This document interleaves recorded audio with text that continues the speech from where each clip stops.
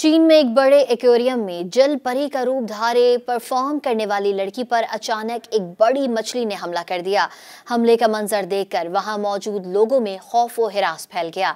बरतानवी अखबार के मुताबिक जनूबी चीन के शिशवांग बाना प्रीमियम फॉरेस्ट पार्क में कायम एक बड़े एक्वेरियम में रूस से ताल्लुक रखने वाली 22 साला माशा जल परी का लिबास पहने परफॉर्म कर रही थी कि अचानक एक बड़ी मछली ने उस पर हमला कर दिया।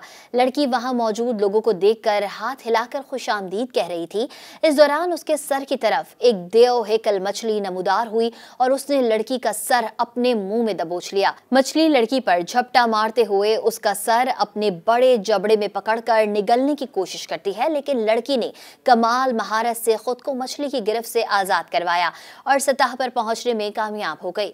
इस वाकये से वहां मौजूद लोग, खास तौर पर बच्चों में खौफ व हिरास पैदा हो गया। बाज बच्चे हैबतज़दा होकर चीखने और रोने भी लगे। रिपोर्ट के मुताबिक मछली के हमले से माशा की नाक की हड्डी, गर्दन, सर और आंखें जख्मी हुई।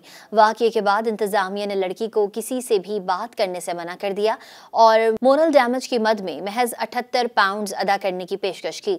लड़की ने बताया कि जख्मी होने के बावजूद इंतजामिया ने उसे दोबारा परफॉर्म करने पर भी मजबूर किया।